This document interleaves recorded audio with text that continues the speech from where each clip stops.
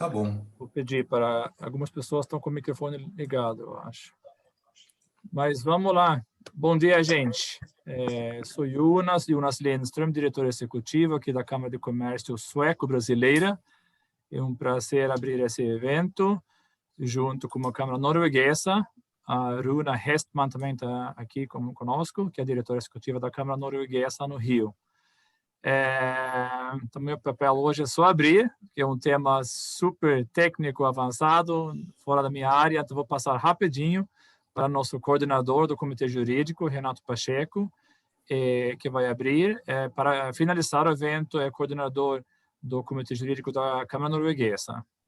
Mais uma vez, muito feliz de abrir esse evento. Posso falar que semana passada tivemos outro evento conjunto, né, com a Câmara Norueguesa, dos comitês financeiros, como o economista Marcos Lisboa, que falou muito bem sobre a economia brasileira. Então, estamos juntando as forças, a Suécia e a Noruega, e estamos um winning team aqui juntos. Muito feliz. Obrigado a todos por participarem. Já aviso que estamos gravando, então, para quem não pode participar hoje, vai estar nos nossos sites, né? O site da Câmara Sueca, o site da Câmara Norueguesa, e vai sair um e-mail amanhã para vocês todos como link, etc. Por enquanto, só isso. Doutor Renato, por favor. Muito obrigado, Jonas. Um bom dia a todos que nos assistem das suas residências, dos seus escritórios. Para nós é uma grande satisfação juntarmos mais uma vez duas câmaras tão prestigiosas, a Câmara Norueguesa e a Câmara Sueca, no Rio e São Paulo, respectivamente. Carlos Frederico, que é o coordenador do Comitê Jurídico da Câmara Norueguesa, e eu, aqui da Câmara Sueca em São Paulo, tivemos a grande oportunidade de contar com o apoio de excelentes painelistas. Nós teremos dois advogados que representam escritórios extremamente conceituados, o Kincaid, o BMA, com contribuições jurídicas, mas que não se limitam apenas a isso. Teremos também, enfim, uma palestra muito importante de uma administradora judicial e também na área de investimentos. Isso será um tema abordado também mais na frente pelo Marcelo. Eu vou, sem mais delongas, saudar a todos, dizer que é com muito prazer que Carlos Frederico e eu faremos aqui a mediação conjunta das perguntas após os painelistas, e eu passaria a palavra para você, Carlos, poder apresentar agora a nossa primeira painelista, que será a Ana Carolina. Por favor, Carlos. Obrigado, Renato. É um prazer aqui para o Comitê Jurídico da NBCC estar nesse evento conjunto. Acho que, enfim, realmente o tema é um hot topic e que a gente tem muito a debater, a aprender com os nossos palestrantes e também, enfim, nesse debate aí que a gente tomara que seja ele vivo o suficiente, perguntas, e que a gente possa ter uma discussão bem importante, né? Então, eu queria começar apresentando a Ana.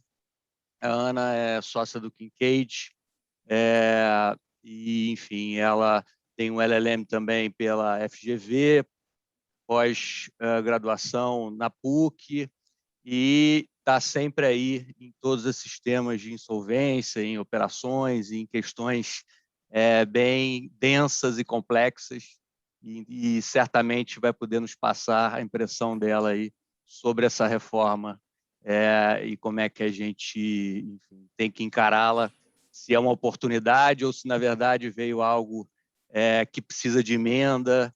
Então, acho que esse certamente é um assunto que vai gerar bastante discussão. Então, eu passo a palavra para a Ana e desde já agradeço a presença dela e a disponibilidade. Olá, gente. Bom dia. Primeiro, eu queria agradecer o convite. Me sinto muito honrada de estar aqui com grandes painelistas, podendo falar um pouquinho sobre recuperação judicial, sobre a nova lei, sobre as mudanças que eu tenho certeza que vão ajudar a melhorar o sistema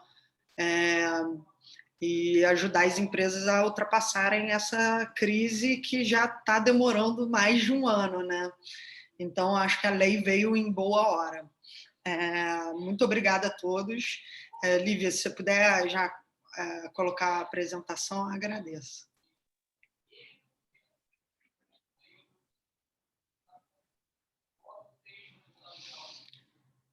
Gente, como o tema é muito a gente vai falar das alterações da lei, e são muitas alterações. Então, se alguma coisa se ficar alguma dúvida, vocês podem fazer as perguntas, ou então depois mandar e-mail para a gente, porque em determinado momento pode ficar um pouco corrido para vocês.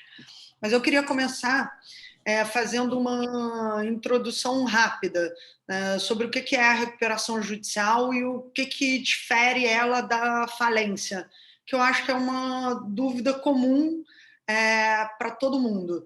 Até porque aqui no Brasil as empresas elas entram em recuperação já num estágio muito avançado de dívidas, né? Então você acaba recebendo, o judiciário recebe empresas quase num estado falimentar. E é isso que a gente tem que tentar mudar.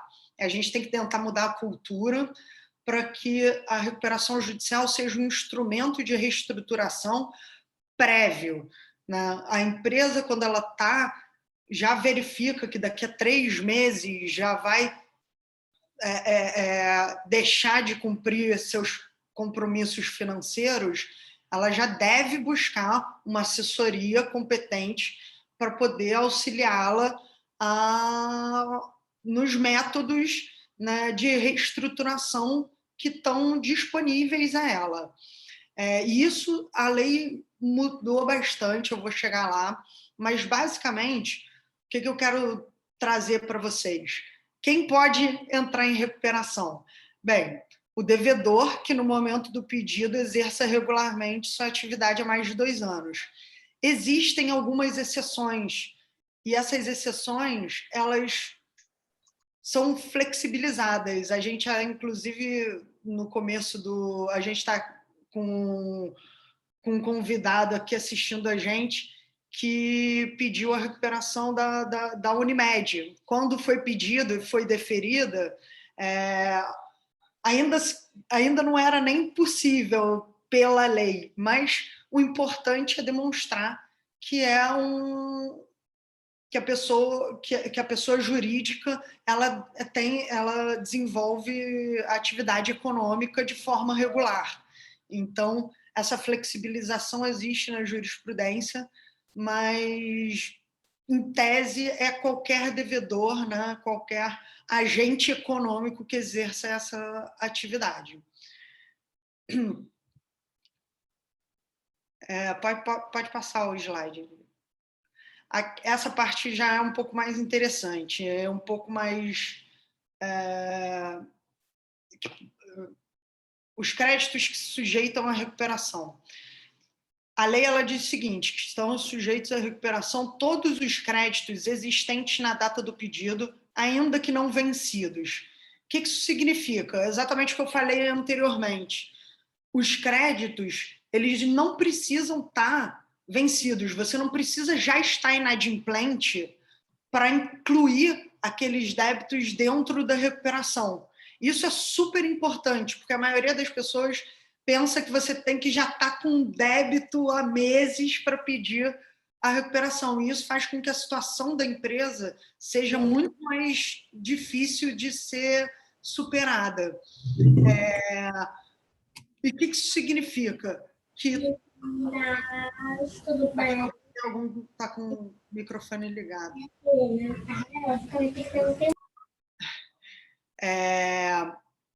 Enfim, e temos algumas exceções que são bem importantes na nossa lei. A exceção mais importante é relacionada à trava bancária. O que isso significa? Que os créditos oriundos de alienação fiduciária, eles não entram na recuperação. E isso pode ser um problema, porque muitos dos devedores das empresas em crise, elas têm débitos com os bancos e que estão garantidos através de alienação fiduciária. Além disso, os créditos tributários eles não entram, apesar da lei ela ter trazido uma novidade, que é o parcelamento especial, que os créditos fiscais, os créditos tributários, alguns deles podem ser inseridos através de um parcelamento especial ou pode-se pedir a transação tributária, que nada mais é do que uma negociação com o fisco para você poder regularizar a sua situação. Qual é o grande objetivo disso? Você poder colocar quase todo o seu passivo dentro da renegociação, né? Apesar de você não poder, o fisco ele não vai participar da assembleia de credores, ele não vai discutir ali haircut, mas você, como empresa, você consegue se organizar como um todo e se reestruturar de forma completa. Porque o que acontecia antes era que as empresas elas se reorganizavam, mas ficavam com passivo tributário impagável. Ou seja, elas saíam da recuperação, mas depois encaravam talvez até uma falência, uma situação pior por conta dos créditos tributários. Isso foi ultrapassado. No meu próximo slide, eu vou falar um pouquinho de bens essenciais, que eu acho que é importante. Não necessariamente sobre bens essenciais, e sim sobre contratos essenciais. Uma dúvida que surge bastante que todo contrato que as empresas fazem, assim, imagino que aqui a gente esteja diante de diversos credores. Quando você faz um contrato, você coloca aquela cláusula no final dizendo que o contrato vai ser extinto na hipótese de recuperação judicial. E eu queria trazer essa questão, porque é importante a gente ter cuidado que alguns contratos, assim como alguns bens, eles são essenciais ao soerguimento da empresa, à recuperação da empresa. O que isso significa? Que eles vão ter que ser mantidos rígidos, não vão poder sofrer nenhum tipo ou de extinção na hipótese do contrato ou de penhora ou venda na hipótese de bem essencial. Para exemplificar, vamos pensar, por exemplo, num contrato de afretamento com a Petrobras. Se uma empresa de navegação em crise pretende se reorganizar, ela não pode perder ou extinguir, a Petrobras não vai conseguir extinguir o contrato que dá para ela todos os meios de sobrevivência, né? Assim como não vão poder tirar ou vender os navios, ainda que esse navio esteja gravado com uma empenhorabilidade, gravado, né, tenha sido dado como garantia a um banco, ainda que através de alienação fiduciária. Bem, o barco está ali na atividade essencial, ele certamente é um bem essencial, então ele não poderia, nesse caso, ser, né, penhorado, arrestado, enfim. Eu achava importante a gente só pincelar essas questões, porque isso é uma dúvida que vem em todas as assessorias que eu dou, né? Não é novidade da lei, mas é importante comentar. Agora, a lei ela trouxe, no meu próximo slide, um sistema que é um sistema muito bacana. Não só para essa pré-insolvência, e eu vou ler o artigo para vocês entenderem o sistema. A conciliação e a mediação deverão ser incentivadas em qualquer grau de jurisdição, sendo admitidas de forma antecedente aos processos de recuperação judicial. E aqui nos incisos, ele dá diversas hipóteses, e uma das hipóteses, inclusive, é relacionada à crise do Covid. Ou seja, uma empresa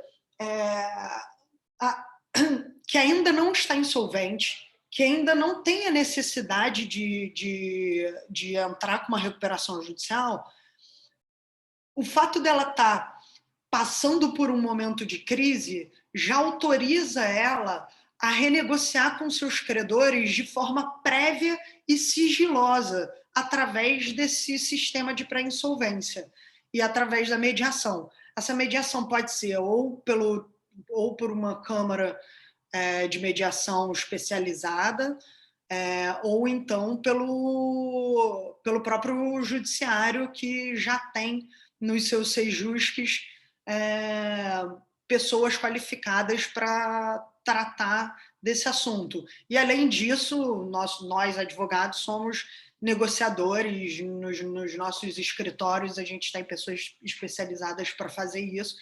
E esse é um mecanismo importantíssimo para qualquer empresa que que esteja passando por um período de crise e que tenha o interesse de renegociar determinado contrato ou negociar com determinado credor.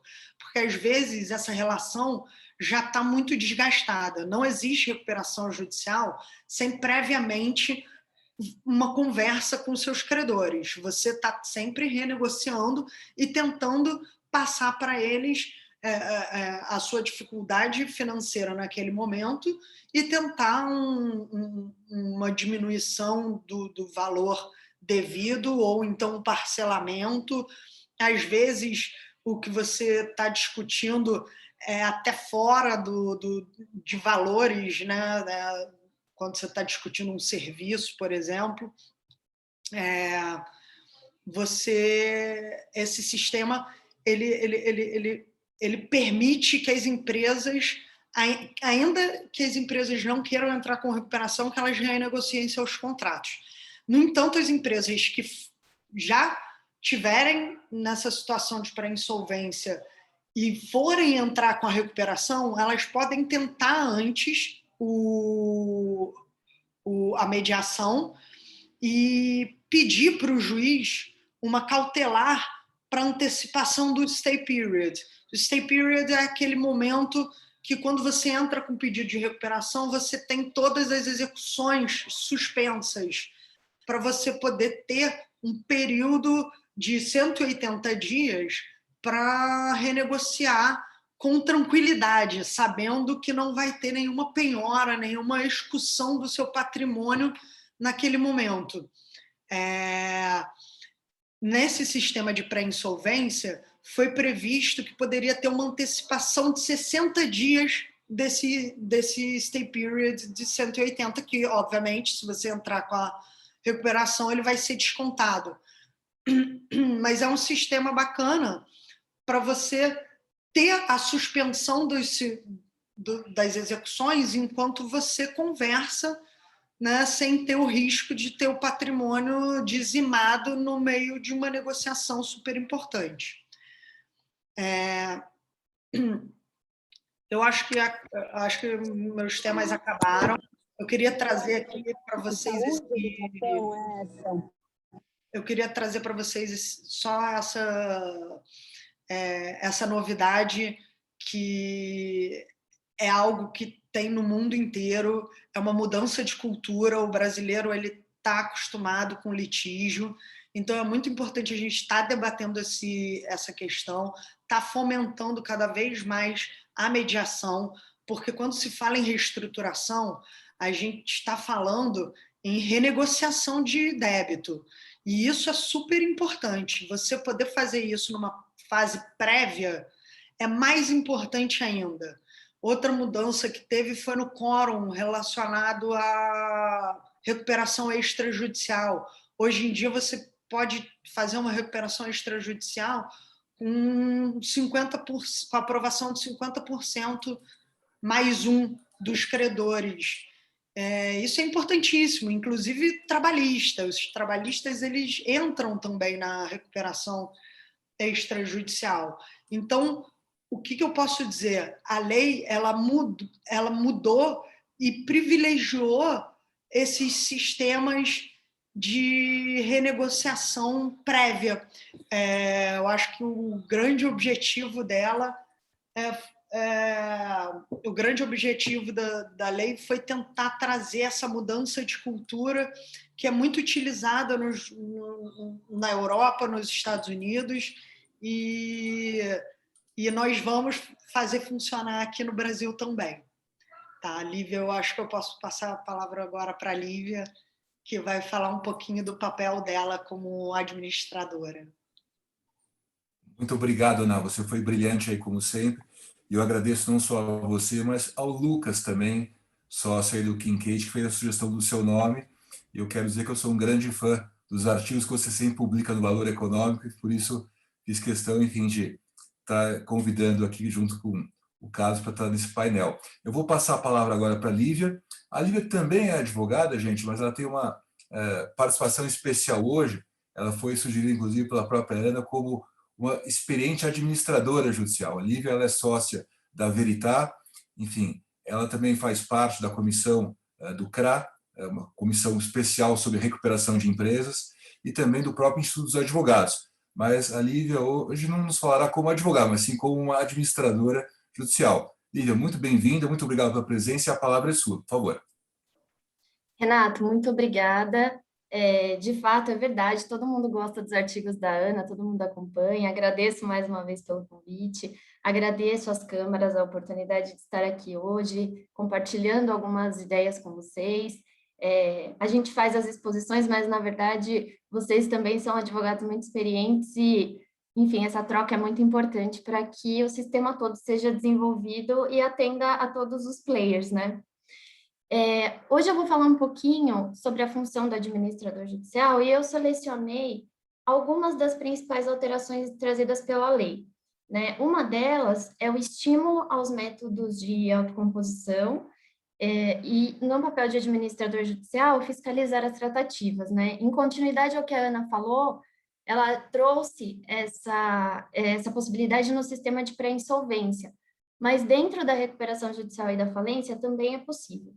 E aí o administrador judicial tem um papel muito importante para que todas essas tratativas sejam feitas de forma que um credor não seja beneficiado em detrimento aos outros, né? Portanto, o administrador judicial precisa garantir essa isonomia e todos os princípios, sobretudo da par condis creditorium, que é um dos princípios da Lei de Recuperação Judicial e Falência. Outra função muito importante trazida pela lei, e aí eu acho que eu destacaria essa como a mais importante em relação ao administrador judicial, que é essa análise do endividamento extraconcursal. Por quê? A lei já previa, né, que o administrador judicial tratasse dos créditos concursais e aí, portanto, dentro do relatório de atividades mensais da empresa, ele já fazia essa análise do passivo, enfim.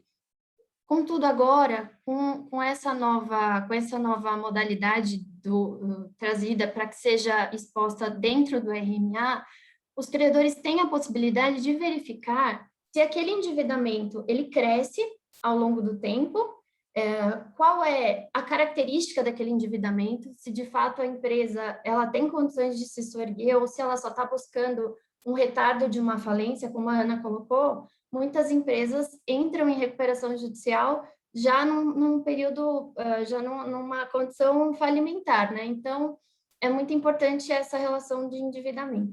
E também para que os credores verifiquem se aquelas condições propostas pelo plano de recuperação judicial serão, de fato, atendidas junto ao endividamento, né? Porque, afinal de contas, quando ele chegar lá na frente e for cumprir o plano de recuperação judicial, ele também precisa levar em consideração o pagamento desses outros credores que não estão sujeitos à recuperação judicial. A fiscalização e a veracidade das informações prestadas pelo devedor, ela foi muito discutida, né? A princípio, o projeto trazia um termo de atestar a veracidade, e aí, depois de muita discussão, foi substituída essa expressão pela fiscalização. Isso, na verdade, essa prática, ela já era feita pelos administradores. Quando nós recebemos mensalmente os documentos da recuperanda, é uma premissa que nós olhemos para aqueles documentos e utilizemos todas as nossas ferramentas dispostas na lei para que seja, de fato, constatada a veracidade daquele documento e das informações prestadas, né? Então, hoje o administrador judicial, hoje isso está positivado, mas, na verdade, era uma prática muito utilizada já. A análise do plano de recuperação judicial. Depois da distribuição do plano de recuperação judicial, o administrador judicial precisa apresentar um relatório sobre as condições do plano e não sobre a viabilidade do plano. Acho que isso é muito importante destacar, né? Quando a lei trouxe esse dispositivo sobre a análise do plano, No início, muitos administradores judiciais ficaram em dúvida, mas como é que eu vou fazer uma análise de plano? Não, na verdade, essa análise, ela é uma análise legal, né? A gente precisa verificar se, de fato, as condições previstas não são inconstitucionais, se elas respeitam todo o ordenamento e as regras jurídicas, mas, enfim, é uma análise muito mais voltada à legalidade do plano do que às condições em si. Agora eu vou falar para vocês um pouquinho da falência, da função do administrador judicial na falência. Eu, particularmente, gosto muito de falência. Eu acho que a falência é uma forma de exercício de responsabilidade social do administrador judicial. Eu acredito nisso.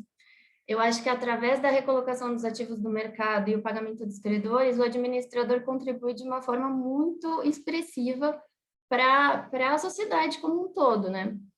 E aí, nessa arrecadação de ativos, e aí eu queria fazer um destaque dos ativos físicos, né, dos bens corpóreos e incorpóreos do estabelecimento comercial, e agora a gente também vê a importância da arrecadação dos ativos digitais, né, com essas novas modalidades de mercados, marketplaces, enfim, todas esses novos modelos de negócio, nós vemos que há uma migração para o comércio eletrônico e o administrador judicial precisa estar atento a isso. Ele precisa observar que os ativos eles não são mais somente aquele estabelecimento comercial ou aqueles créditos que estavam lá, títulos de créditos, precatórios, existe muito mais que isso.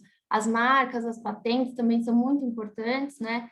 Hoje a gente vê que tem um valor enorme, sempre teve, mas hoje a gente consegue até continuar a atividade durante um período, né, com aquela continuação provisória, para que seja arrecadado um valor maior e os credores recebam os valores, ainda que de forma parcial, mas um valor maior. Eu acredito que isso seja a maximização do valor do ativo prevista na lei.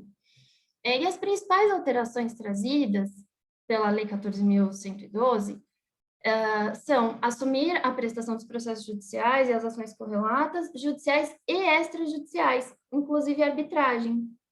Como a Ana falou, essa condição de assumir as demandas judiciais, as demandas correlatas, já era uma função prevista.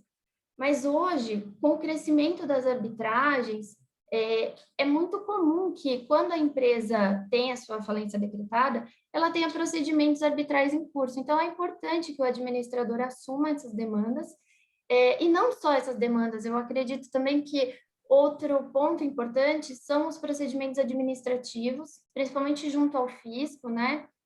Que ele assuma essa análise prévia do crédito que é feita pelo fisco, para que ele faça uma arrecadação indireta. O que é arrecadação indireta? Para que ele faça a diminuição de um passivo já provisionado.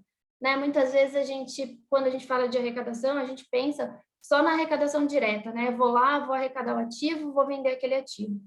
Mas, na verdade, não. Quando o administrador judicial consegue, de forma expressiva diminuir aquele passivo já provisionado, eu entendo que isso também é uma arrecadação. Né? E isso deve ser levado em consideração, e aí por isso a importância dos credores. Né? Eu acho que quando você tem elementos suficientes para conseguir atuar nessas demandas com subsídio, né, é importante, principalmente para que os valores arrecadados sejam distribuídos aos credores e que possa ser feito com êxito. A venda dos ativos em 180 dias, contados da data da juntada do auto de arrecadação. Como a Ana falou, eu atuei em falências do Decreto-Lei 7661 de 45, depois da nova lei e agora com as alterações. O que acontece? Por que essa alteração é tão importante? Os ativos arrecadados nas falências, as falências elas ficavam eternizadas, porque muitas vezes os administradores não tinham a diligência de realizar a alienação rápida daquele ativo. Claro que aqui a gente não está falando de um ativo específico que demanda uma análise, uma avaliação mais apurada, ou um ativo que é de um setor muito específico. Mas, assim, muitas vezes os ativos acabavam sendo depreciados ao longo do tempo pela falta de agilidade do administrador judicial. E agora a lei regulamenta isso, então até 180 dias o administrador judicial precisa realizar a venda desse ativo para que seja também, como eu falei no começo, para que ele cumpra também a sua função social de recolocar aquele ativo na economia formal. A arrecadação dos valores depositados nas ações em que as empresas constem como parte. Isso é muito importante. Também era uma função que os administradores já exerciam, né? Quando nós assumíamos a falência, uma das primeiras providências, além da arrecadação, era verificar se existiam depósitos recursais, por exemplo, na Justiça do Trabalho. E, enfim, a lei positivou agora e é muito importante também para que seja composta o caixa da massa e o rateio entre os credores.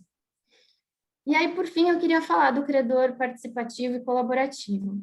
Para nós, administradores judiciais, é muito importante que os credores...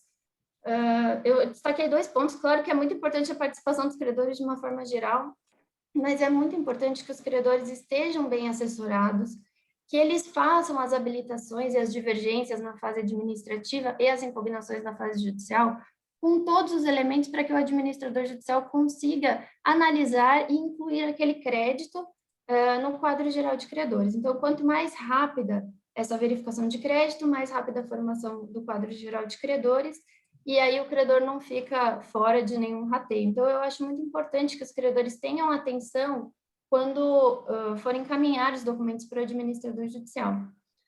E aí, nos processos falimentares, é de extrema importância, assim, eu acho que é uma das...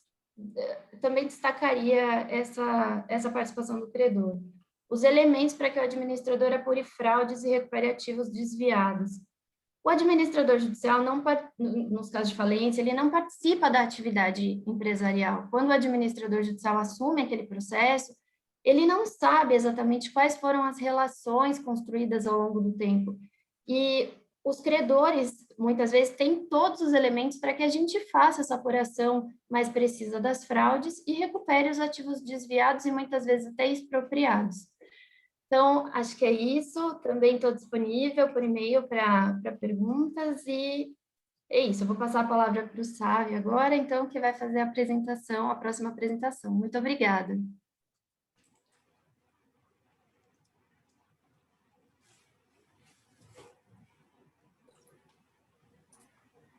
Carlos, posso pedir a gentileza de você apresentar aqui o Sérgio para nós? Com o maior prazer. Obrigado. Sérgio, meu sócio querido, líder e o head lá da área de prática de insolvência no escritório, enfim, esteve envolvido aí nas maiores operações de insolvência no país recentemente. Então, queria dar aí as boas-vindas, agradecer pela disponibilidade. Serginho, por favor, a palavra é sua. Obrigado, Carlos Frederico. Bom dia a todos.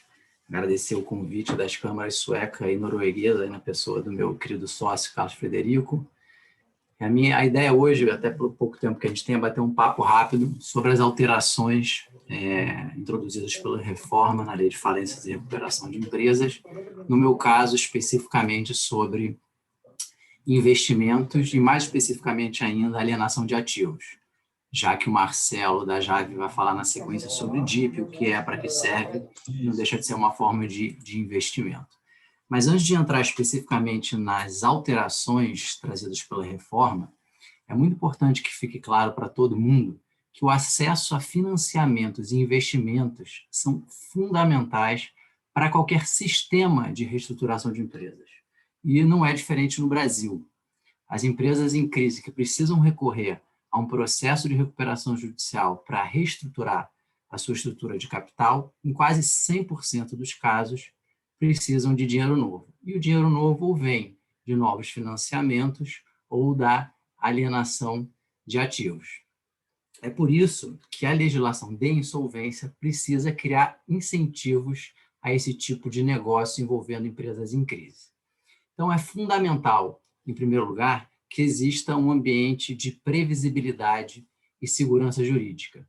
E isso para que os investidores que olham para uma empresa em crise consigam aferir exatamente qual o risco que vão correr ao celebrar aquele negócio e, com isso, possam precificar adequadamente os ativos e ou fixar as taxas de juros que pretendem cobrar em caso de financiamento.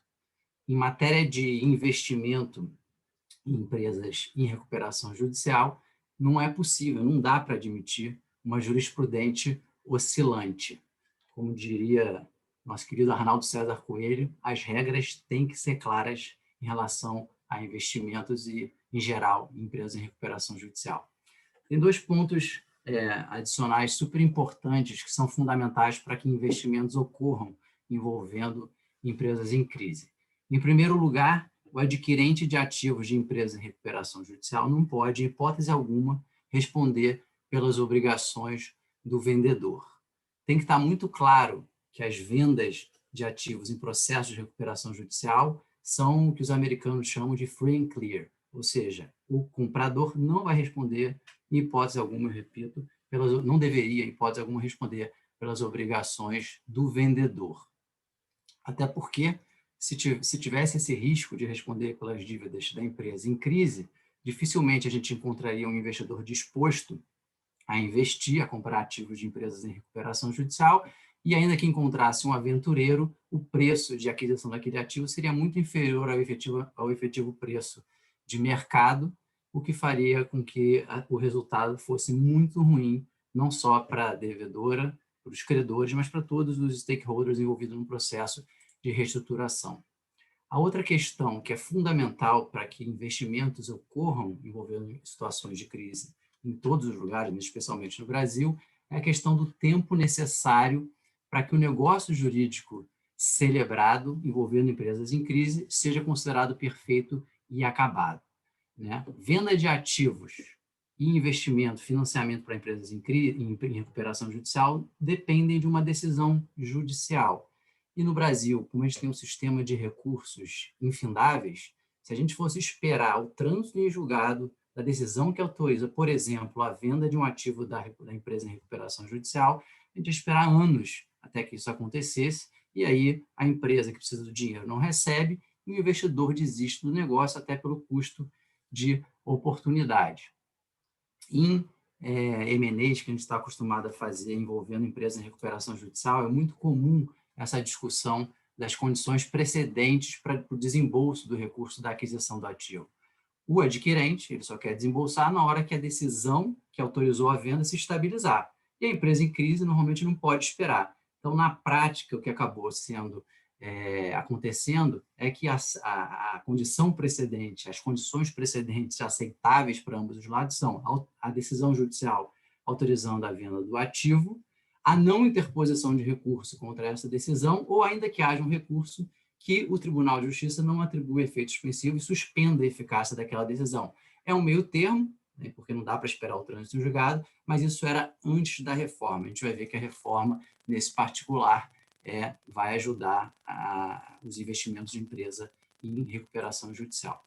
Bom, eu queria fazer esses esclarecimentos iniciais. Lívia, pode passar, por favor, para o próximo slide, mas já antecipo que, em relação a investimentos em recuperação judicial em geral, as alterações trazidas pela reforma são muito positivas, tá? E acho que já poderiam ser melhores, sem dúvida poderiam ser melhores, mas eu acho que foi um novo passo em favor de um sistema que protege o investidor e que, portanto, vai movimentar esse mercado de investimento em empresas em recuperação judicial. Como é que era a venda de ativos antes da reforma pela Lei 14.112? Você tem basicamente dois dispositivos fundamentais que regulam a venda de ativos. O artigo 66 da Lei de Recuperação Judicial e Falências e o artigo 60. O artigo 66 cria uma proibição para a empresa em crise, após ela pedir recuperação judicial, de vender bens do seu ativo não circulante. Você não pode simplesmente sair vendendo bens, porque o patrimônio da empresa em crise é a garantia de todos os credores da satisfação do crédito. Então, após o pedido de recuperação judicial, a empresa só pode vender os bens do seu ativo não circulante se tiver autorização judicial ou estar previsto no plano de recuperação judicial aprovado. E o artigo 60, ele trouxe uma regra que, como eu disse, é fundamental, que foi, na verdade, um divisor de águas, porque a regra geral no sistema jurídico brasileiro é de que quem compra, por exemplo, uma filial, um estabelecimento empresarial, sucede a vendedora nas obrigações relacionadas àquele estabelecimento. Isso está previsto no Código Civil, previsto no Código Tributário Nacional, é assim em relação a obrigações trabalhistas, e o artigo 60 trouxe a regra da não sucessão. Diz lá o artigo 60 que se o plano prevê a alienação de filiais ou unidades produtivas isoladas, o objeto da alienação vai estar livre de qualquer ônus e não haverá sucessão do arrematante, né? Então, o primeiro passo foi dado lá em 2005, quando criou-se essa regra da não sucessão. Mas esse não foi um passo suficiente. Em primeiro lugar, porque teve uma grande dúvida do alcance dessa norma, porque falava que ele não sucederia as obrigações do devedor, inclusive as de natureza tributária. Então, discutiu-se se obrigações trabalhistas sucediam ou não, ambientais e uma série de outras obrigações. Esse dispositivo foi, inclusive, objeto de grande debate, a constitucionalidade dele foi questionada e chegou ao Supremo, que falou que ele era constitucional, mas, passados 15 anos de prática, chegou-se à conclusão de que, de fato, ele estabelecia uma regra eficiente para não sucessão do adquirente e várias transações foram celebradas com esse objetivo. Mas quais são os grandes problemas desse sistema anterior à reforma? Primeiro, que não há uma definição do que é unidade produtiva isolada. Não é um conceito indeterminado. A jurisprudência e a doutrina acabou concluindo que ele é, em regra, equivalente a um estabelecimento empresarial, mas pode ser utilizado como mecanismo para a venda de outros ativos. É muito comum, em casos de recuperação judicial, que a empresa segregue alguns ativos, faça um drop-down para uma nova sociedade, uma subsidiária integral controlada pela recuperanda, e ela venda as ações dessa nova sociedade constituída com os ativos que pretende vender como unidade produtiva isolada. E não tinha nenhuma certeza de que a venda das ações como UPI atrairia a proteção contra a não sucessão estabelecida pelo legislador. A prática foi se consolidando e, por conta de anos de jurisprudência, chegou-se à conclusão que era um negócio seguro de se fazer dessa forma. Então, a falta de definição do que é o UPI e a sua extensão criava uma certa insegurança, porque até hoje não se sabia se você é obrigado, por exemplo, a deixar grande parte dos ativos com a recuperanda. Você pode fazer uma venda de UPI que basicamente esvazia a recuperanda de toda a sua operação?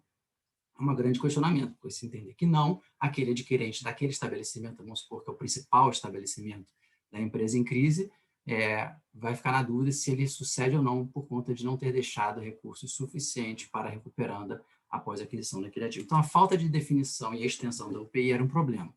O outro problema é a questão do tempo, que eu mencionei logo no começo da apresentação, porque o que o legislador protegeu foi contra a sucessão, foi o adquirente que compra uma UPI prevista em plano aprovado.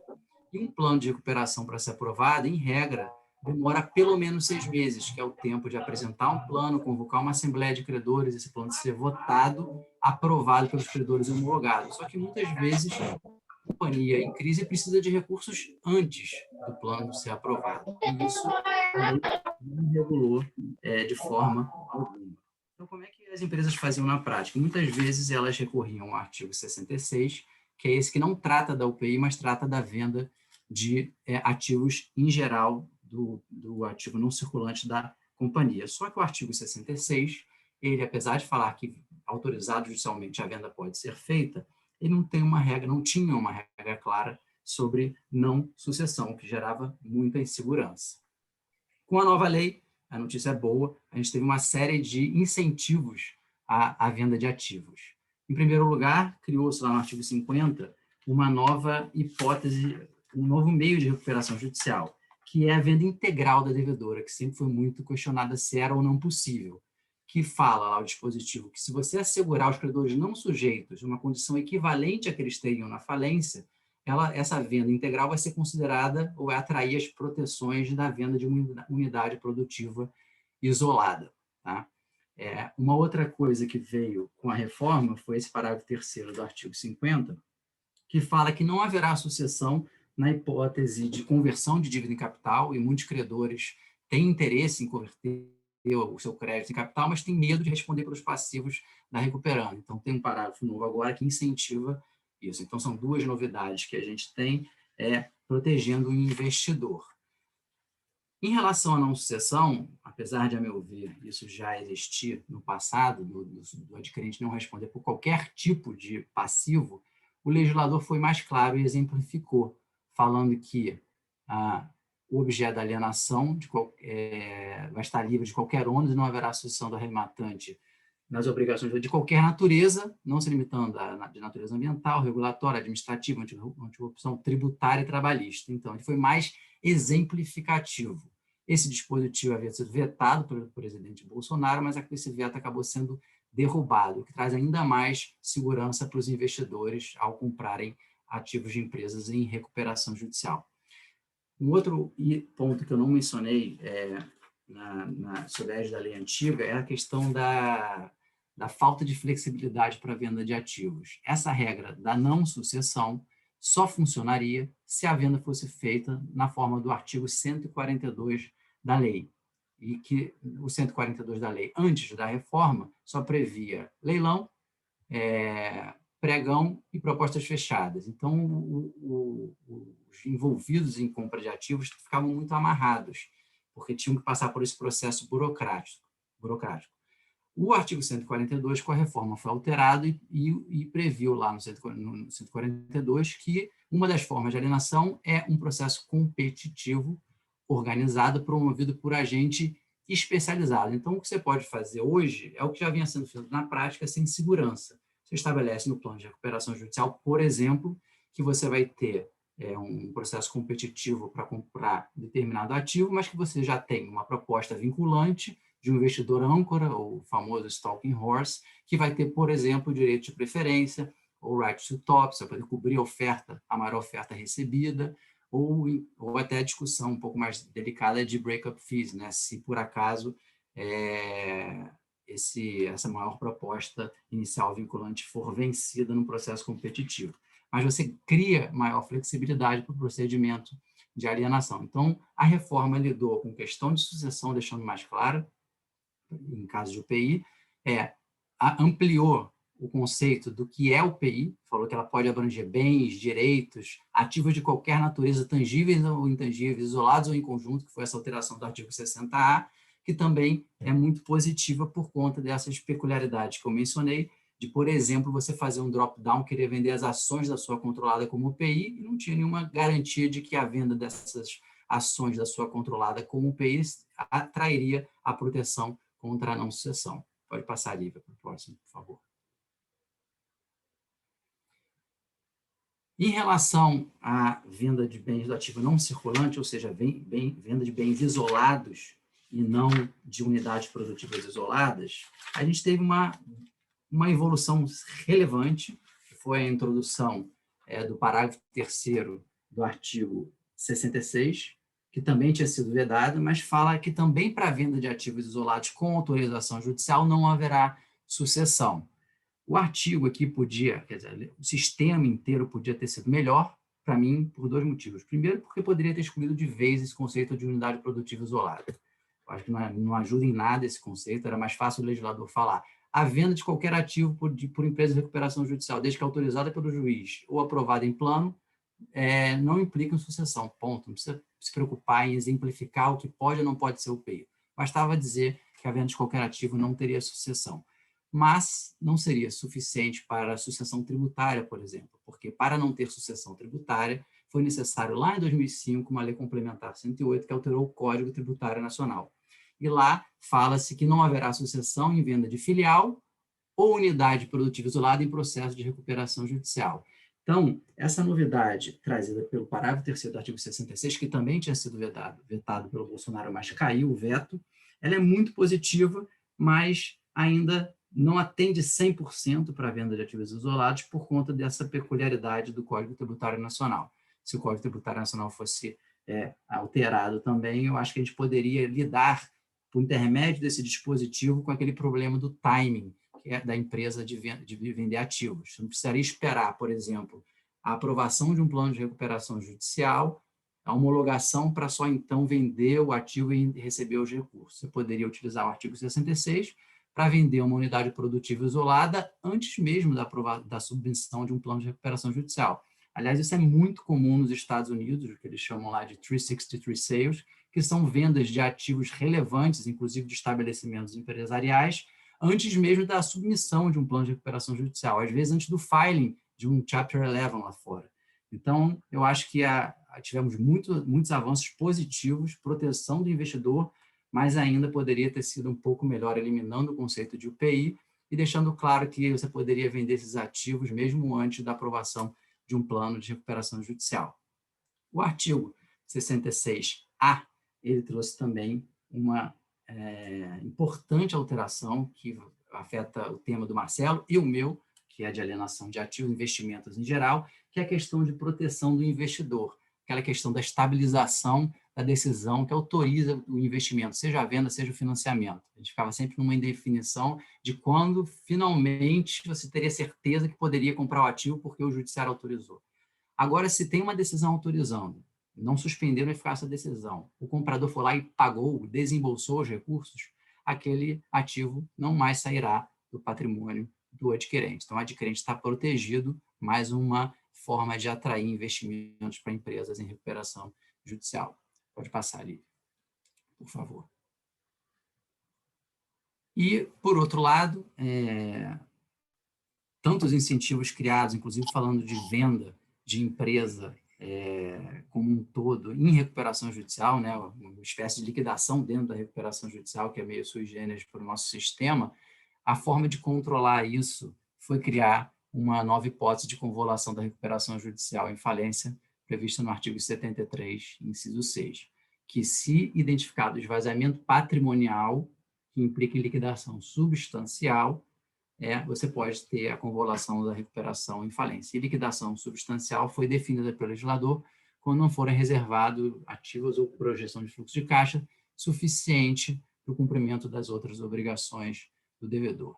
Na prática, o que eu vejo é que essa venda integral do devedor ainda vai demorar um tempo para ser aplicada na prática e só vai acontecer naquelas hipóteses em que os recursos que advierem dessa venda serão suficientes para lidar com todo o passivo extraconcursal, seja ele tributário, de credores com alienação fiduciária ou aqueles constituídos após o pedido. Nessas hipóteses, eu acho que até é possível falar em venda integral da devedora. E aqui também há a proteção do investidor, porque também tem essa questão da teoria do fato consumado. Mesmo que você venda os ativos de forma substancial e se configura uma hipótese de liquidação substancial, aquela venda não vai ser anulada. Os ativos vão continuar com quem pagou o valor justo, óbvio, se não tiver fraude ou má-fé. Mas o comprador de boa-fé continua com os ativos e o dinheiro é arrecadado, e se houve distribuição, essa distribuição tem que ser desfeita entre os credores, mas o negócio em si fica protegido. Então, eu acho que em termos de investimentos em recuperação judicial, especialmente alienação de ativos, eu acho que a reforma foi muito positiva, eu acho que a gente evoluiu bastante, poderia ser um pouquinho melhor, mas eu acho que a gente entra agora numa nova fase em que a gente vai ver muito investimento, mais venda de ativos em empresas em recuperação judicial, com mais segurança e previsibilidade, que é aquilo que eu disse logo no início, que é fundamental para incentivar esse mercado. Acho que era só isso que eu tinha para falar, estou à disposição aí para esclarecer eventuais dúvidas. Obrigado, gente. Muito obrigado, Sérgio. Foi extremamente interessante ouvir a sua mensagem final positiva, no sentido de que há, enfim, luz nesse novo horizonte de investimentos. Justamente para entrar nesse tema de investimentos, eu queria apresentar agora aqui o Marcelo Santiago. Enfim, o Marcelo é sócio da Jair Investments, que é uma gestora, e por isso o Marcelo vai, enfim, compartilhar conosco a visão dele, agora do lado um pouco dos investidores, acredito eu, né, Marcelo? Lembrando que o Marcelo, além de advogado pela USP, também já participou, enfim, do BTG na experiência de 4 anos no seu jurídico. Então, Marcelo, vou te passar a palavra para você, a gente fala em inglês last but not least, né?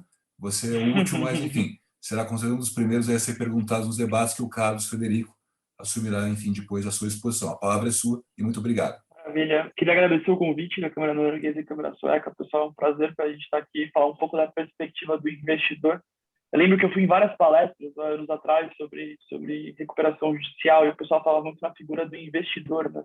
Não, mas precisamos trazer os investidores, e o Sérgio colocou muito bem, né? A gente não tinha, um ambiente era muito arriscado ainda, era um ambiente muito complexo. A Jair é uma gestora de recursos, para quem não conhece, então, fugindo um pouco do mundo jurídico, nós somos especializados na compra de ativos de stress, então nosso ambiente realmente é um ambiente estressado, em falências, recuperações, até a Lívia brincou, ela gosta de falência, a gente não gosta tanto assim, né? A gente gosta de outros ambientes, mas a falência é uma realidade que a gente lida bastante. Então, eu fiquei com a incumbência de falar um pouco do Deep Finance, que era uma linha de investimento que a gente sempre trabalhou muito forte na Jive. Apesar de que a gente nunca tinha ainda tomado, talvez, a coragem ou sentido o caso certo para entrar com um Deep dentro do próprio ambiente regulatório que a gente vivia, né? O DIP é um financiamento de empresas em crise, né? Para quem não tem a tecnicidade, o Debtor in Possession, é uma figura norte-americana fortíssima, né? A lei americana ela sofreu alterações vindas do DIP. Então, o DIP transformou o sistema inteiro americano de insolvência, de tão importante que de fato é. Estou fazendo um catado aqui das outras apresentações, né? A Ana falou sobre a pré-insolvência, o quanto é importante para não macular, né, a empresa na recuperação judicial. Todos nós, que talvez não sejam os especialistas no tema, falam, olha, a empresa está em RJ, fica uma questão meio radioativa, né? Uma questão meio de mácula. Então não vamos fazer nada. Então, pessoal, tivemos um problema, apertar o botão vermelho, vamos todos sair correndo, né? Salve-se quem puder. E, na verdade, de fato, né, vai muito pela questão da bancabilidade que essas empresas perdem. Então, ela tinha uma linha com o Itaú, ela tinha uma linha com o Bradesco, estou falando todos os bancos, Santander, enfim, com o sistema bancário como um todo, hipoteticamente falando, e a partir do momento que ela perde, ela entra em recuperação judicial, essas linhas elas caem naturalmente. O banco já tem uma exposição grande. Isso eu digo para empresas grandes, que possuem ativos para dar em garantia, que têm alienação fiduciária de imóveis, que pode dar recebíveis. No Brasil, eu estava vendo um dado da Sebrae, a gente tem 15 milhões de empresas, 15 milhões de empresas hoje de pequeno porte e médio porte, de um total de quase 17 milhões de empresas, dados de maio do ano passado, dados pelo Sebrae. Ou seja, imagine as empresas que nem recebíveis ao aval, ou enfim, alienação fiduciária podem prover. As linhas caem imediatamente. Então, às vezes, a recuperação judicial ela se torna a única salvação. E como o Sérgio bem colocou, o dinheiro novo para uma crise de liquidez, às vezes é tudo. Às vezes é tudo que a companhia precisa para terminar um CAPEX, para ganhar um novo contrato, para sair. A gente fez uma operação pública, a gente pode falar com a AES, e foi venda de ativos, né? Então, a gente não fez o DIP, mas venda de ativos a gente vem fazendo com alguma frequência. E, assim, a companhia estava flertando com a falência, de fato, por não pagar a folha. Então, a venda de ativos, a injeção de capital novo, deu que a companhia tivesse um fôlego e levantasse a recuperação judicial no ano passado. Então, para a gente é bastante gratificante ver que, de fato, às vezes é um empurrão, às vezes é um respiro. E se vê o conceito do dinheiro novo, que é um aumento de exposição, é um aumento de risco. Então, sabe que seu paciente já não está muito bem, né? Às vezes está na CTI ali, respirando por aparelhos ali, e aí, às vezes, o capital novo tira e leva ele para o quarto, ou leva até mesmo para alta. A gente brinca na empresa, nosso hospital é um hospital de guerra, né? Vem sempre pacientes muito, muito mutilados. Então, esse novo fluxo, essa nova capacidade de injeção de capital, às vezes é o que faz o turning point da recuperação, tá? Previsto o caso da OAS, é um caso muito interessante. E o DIP era algo que a gente sempre tentava estruturar, mas a gente ainda não sentia conforto como investidor para realmente entrar de cabeça no mercado e prover financiamento para empresas em crise. Como o Sérgio colocou, a jurisprudência era muito forte na questão de venda de ativos, né? Tinha umas discussões, mas o mercado ele tinha um exercício da venda e da compra de ativos em recuperação judicial. O DIP ainda é um pouco mais difícil de encontrar. Então, a lei, acho que a grande alteração é que ela trouxe uma seção específica. Ela falou, olha, vamos positivar de fato o DIP, vamos trazer ele para dentro, já que é uma discussão que é uma discussão de lei estrangeira, que a gente quer fornecer a prática, porém a gente não tinha. Então, a lei trouxe uma seção específica provendo financiamento de empresas em recuperação judicial. Tá? Grande primeira mudança que eu vejo foi a necessidade de autorização judicial após ouvir o comitê de credores. Então, antes, muito o DIP era proposto em plano. E aí, pessoal, existia de tudo no plano, né? Às vezes aquele credor que só queria realmente tumultuar o processo, impugnava dali, impugnava daqui, e às vezes o capital é necessário de curto prazo, como eu disse, para pagar uma folha, para entrar numa licitação, para pagar um contrato. Às vezes é um capital que precisa de uma visão imediata. E a autorização judicial, ela nos traz, em tese, uma maior celeridade do que levar isso para o plano e aprovar no comitê. Assembleias são suspensas. Tem um dado do NEP, que é o Núcleo de Estudos da PUC sobre insolvência, que às vezes as assembleias demoram quase um ano para serem, de fato, concretizadas no Brasil, né? Tem variações, mas a média ela é um pouquinho superior a um ano de prazo, devido às suspensões, devido a adiamentos, e agora na pandemia. apesar de ter né, audiências virtuais tendo uma suspensão um pouco maior. Então, demorar um ano para você aprovar um DIP, às vezes, não dá tempo, né? O paciente ele vem a óbito antes ou realmente ele se enforca mais do que ele deveria se enforcar. Então, a autorização judicial, após o Conselho de Credores, foi a forma que eu acho que o legislador entendeu para dar celeridade. O juiz é a pessoa mais bem dotada de capacidade, né, sem nenhum tipo de crítica, para realmente entender se o financiamento é necessário. É difícil dizer, né? O juiz não tem, talvez, a tecnicidade financeira, e nem deveria ter. Por isso que a lei tentou colocar o piso, após ouvir o Comitê de Credores, que é formado pelos principais credores, para tentar ter um pouco de apoio, né, daqueles que estão mais de perto e têm maior risco.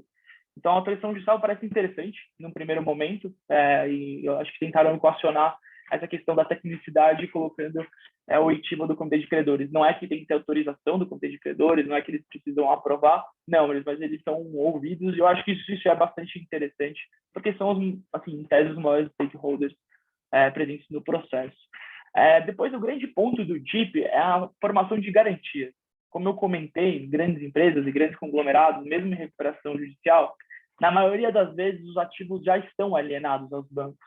Na verdade, eles entram, ou os grandes financiadores, e eles entram em recuperação judicial por temerem perder aqueles ativos que são importantes para a atividade. Então, quando começam as execuções dos bancos, né, e entram contra o devedor, e vamos penhorar o recebível A, o recebível B, ou vamos tentar tirar uma UPI, ou vamos ter essa garantia, vamos desmembrar a companhia, que se inicia o processo de recuperação judicial. Então, como eu disse, né, tem uma crítica forte da doutrina com relação às pequenas e médias empresas, né? Como é que você vai fomentar garantias novas se as pessoas nem garantia têm para oferecer? E as grandes empresas, às vezes, estão tomadas, né, de fato, de garantias já aos financiadores.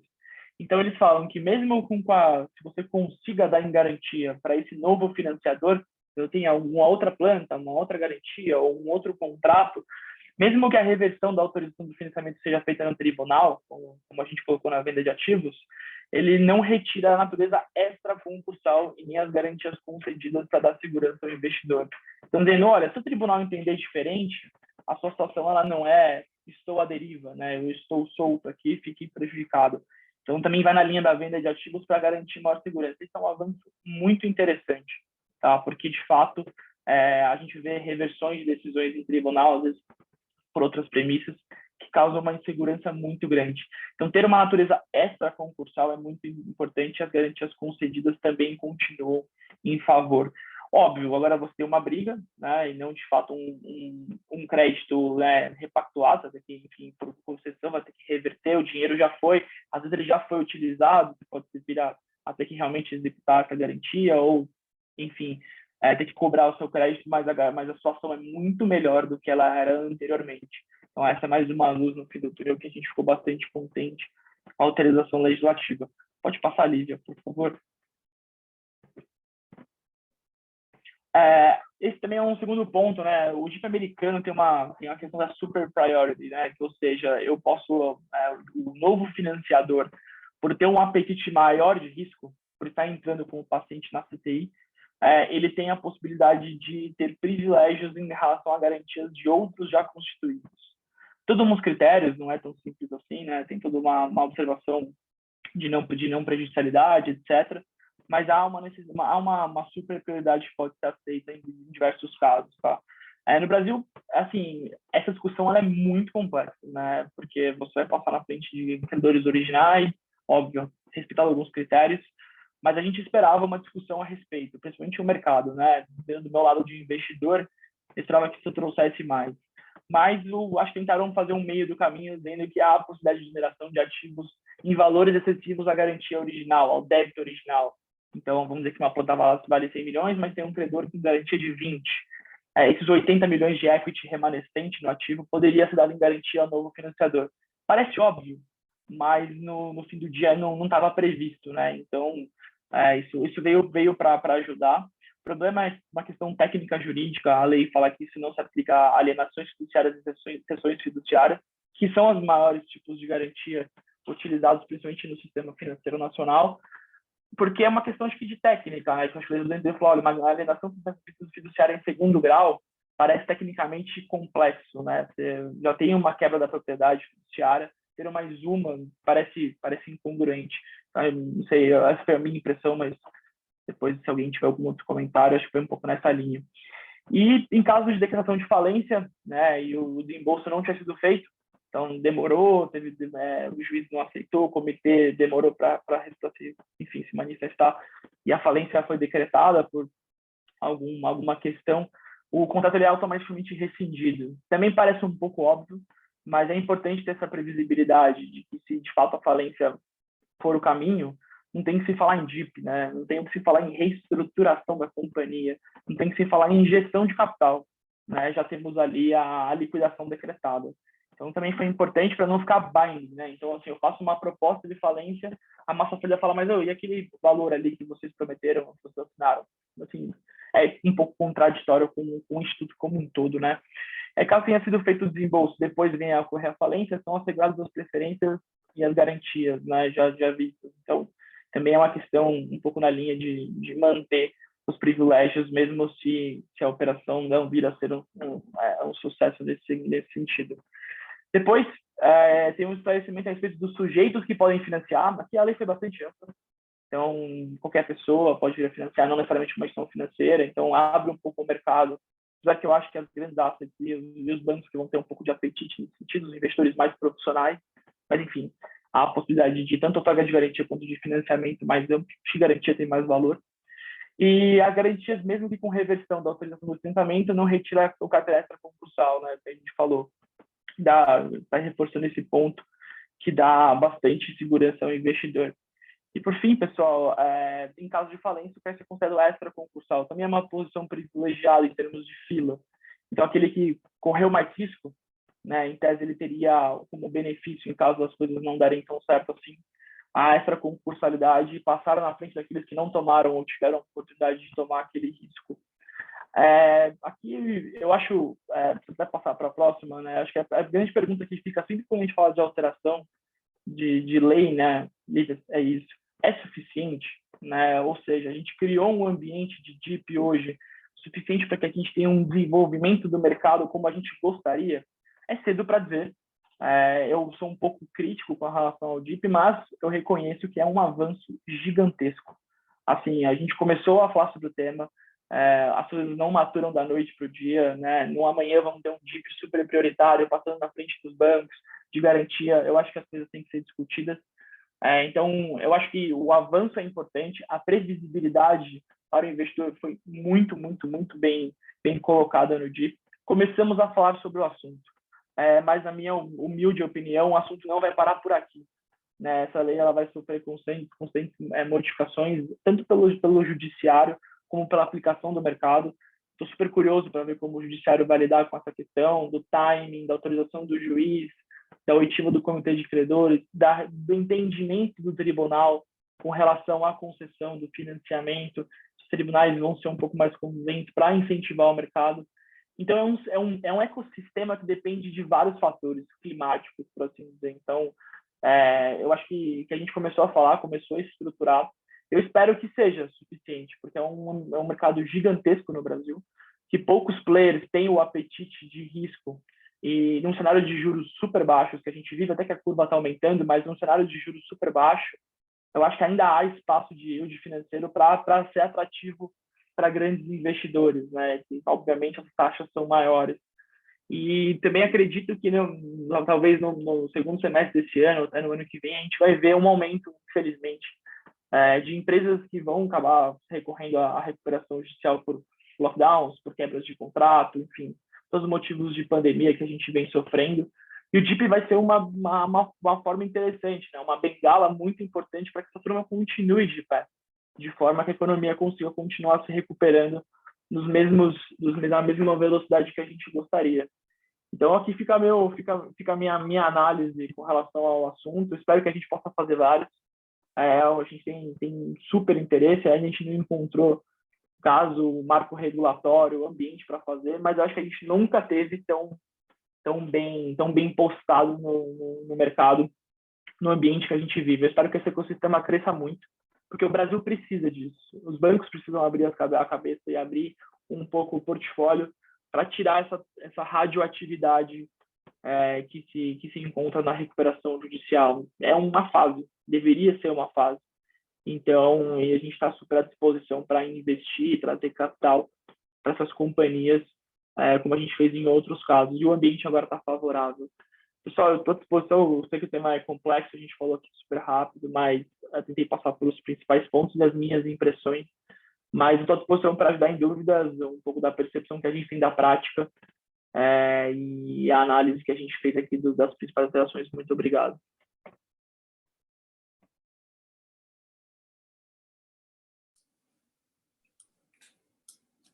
Carlos, por favor.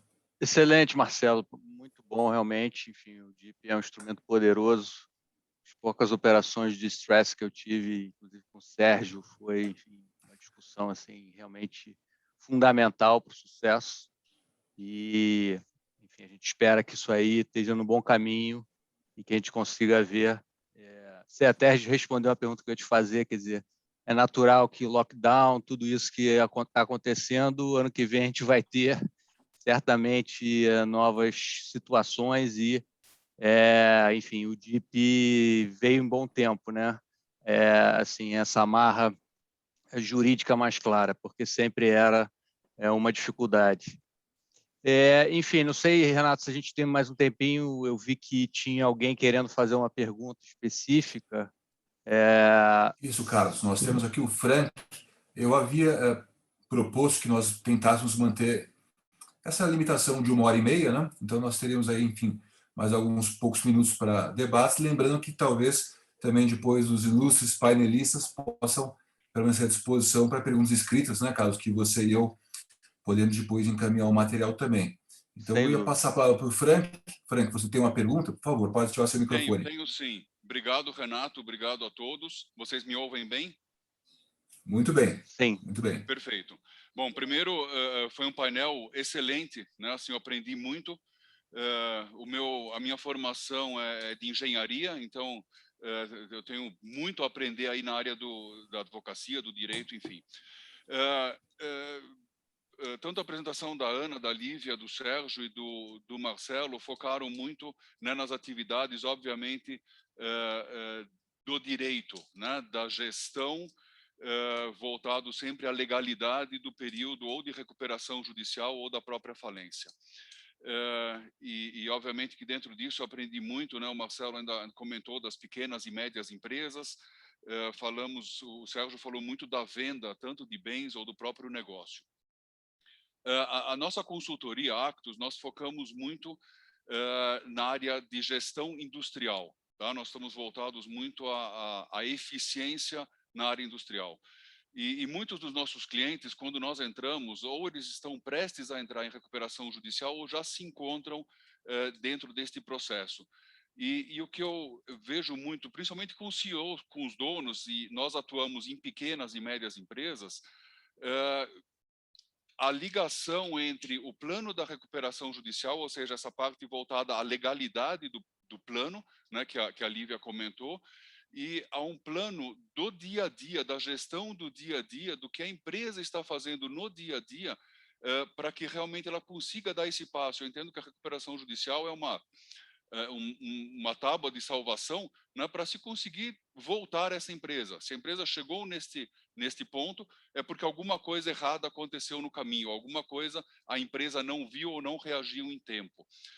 Então, eu gostaria de ouvir, né, de qualquer um dos painelistas, desculpem, ou de algum outro, como é que vocês enxergam este link entre a gestão do dia a dia da empresa, né, desde o planejamento estratégico até o acompanhamento de KPIs, enfim, tudo isso, com o trabalho da parte legal, que é a parte que vocês, né, são os experts e que vocês dominam e conduzem.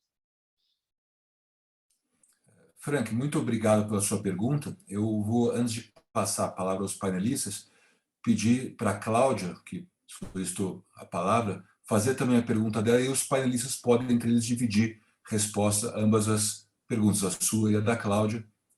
Por favor, Cláudia. Bom dia, obrigada a todos, excelente painel. Eu sou uma estudiosa dessa área, ainda mais que eu trabalhei em vários bancos, atuei dentro do departamento jurídico. acabei implementando recuperação extrajudicial, que é uma coisa muito difícil dentro dos bancos. Consegui implementar com muito custo e deu muito certo. Então, em cima da explanação dos colegas, ficou aí bem claro sobre essa parte da venda de bens e do próprio negócio. Eu teria 2 perguntas em si. Com essa possibilidade agora da própria venda do próprio negócio, a gente sabe que um dos maiores empecilhos hoje dentro da recuperação extrajudicial, judicial ou falência, o que mais trava, às vezes, é a negociação realmente com os bancos.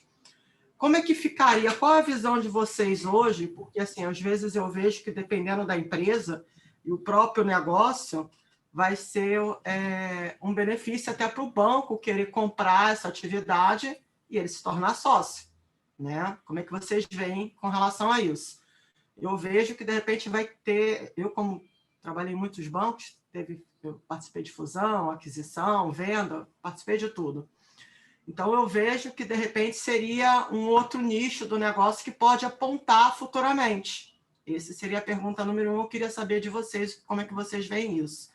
E a pergunta número 2, em função até da entrada do fisco, sair de ator coadjuvante para principal, como é que vocês veem a possibilidade dos precatórios ou direito creditório dessas empresas que estão passando por essas dificuldades de adquirir, de repente, precatórios e direito creditório? Geralmente, muitas das empresas adquirem por causa que tem um deságio muito grande, até para fazer incremento de PL, né? Como é que ficaria a visão de vocês com relação a isso? Porque, de repente, poderia dar o precatório, o direito creditório, como até uma garantia de pagamento para o próprio fisco. Então, se pudesse me explanar com relação a isso, eu agradeço. Obrigado. Obrigado, Cláudia. Em benefício do tempo, o que eu vou sugerir, Carlos, é que nós passemos aos palestrantes para que respondessem as perguntas tanto do Fran como da Cláudia, e aí, na sequência, você faz o encerramento, tá bom, Carlos? Pode ser assim? Perfeito, perfeito. Combinado. Então, seguindo a sequência, eu passaria primeiro para a Ana, e depois, na sequência da Ana, para a Lívia, nós seguiremos a mesma sequência das palestras. A palavra é sua, Ana, por favor. Ok, eu vou tentar ser objetivo aqui. Frank, esse alinhamento da gestão é super importante. Para mim, ela tem que ser feita de forma contínua e prévia ao pedido de recuperação. As empresas em recuperação, elas no Brasil, elas entram num timing horroroso, já com muitas dívidas. Isso é uma mudança de cultura que a gente tem que tentar implementar para ontem. O gestor, ele precisa saber ele sabe, né? Na verdade, ele tem noção de quando ele vai não conseguir cumprir determinado, né, compromisso. E é nesse momento que ele já tem que buscar uma consultoria especializada para negociar suas dívidas.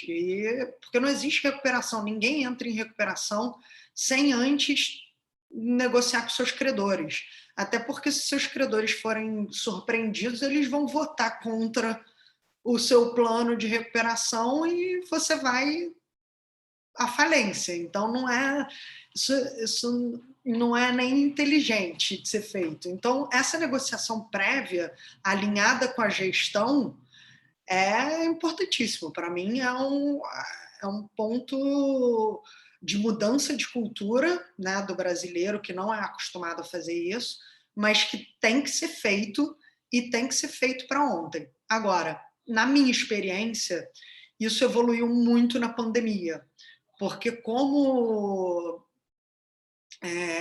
a crise se instaurou de surpresa, até os bancos que têm muita dificuldade de negociar se abriram para negociações. Então, foi assim, muitas ações não foram ajuizadas por conta dessa possibilidade de negociar e online, pegar o telefone e as partes entenderem que o mundo está em crise e que se um não ajudar o outro, não tem negócio que se sustente. Então, eu acho que a gente teve um avanço cultural absurdo nessa pandemia que foi imposta, né? E funcionou. Eu acho que vai ficar daqui para frente, né? Um aprendizado que vai ficar para frente. Com relação à primeira pergunta da Cláudia, vamos lá, Cláudia. Agora eu me esqueci qual foi a primeira pergunta. Posso falar, Ana? Ela perguntou, ela está enxergando nesse novo cenário de reforma da lei, talvez o maior apetite dos bancos pela conversão da dívida em capital. A minha experiência mostra o contrário. Eu acho que os bancos nacionais têm grande resistência a fazer conversão de dívida em capital, sempre puderam fazer. Não tinha expresso na lei, mas ali eram exemplos do que poderia, dos meios de recuperação. Não era exaustiva aquela lista do artigo 50, agora está expresso no inciso 17, de que a conversão de dívida em capital é um meio de recuperação judicial, e tem o parágrafo 3º trazendo uma proteção adicional agora, falando que não haverá sucessão pela simples conversão de dívida em capital. A gente vê a conversão de dívida em capital, mas normalmente por fundos especializados em distress e não por bancos comerciais. Então, eu continuo achando que isso não vai acontecer, apesar da melhora da lei nesse particular. Acho que só um comentário aqui, Sérgio, é verdade, até porque os bancos não querem consolidar no balanço das companhias, ou não querem ter uma liability de sócio, de fato.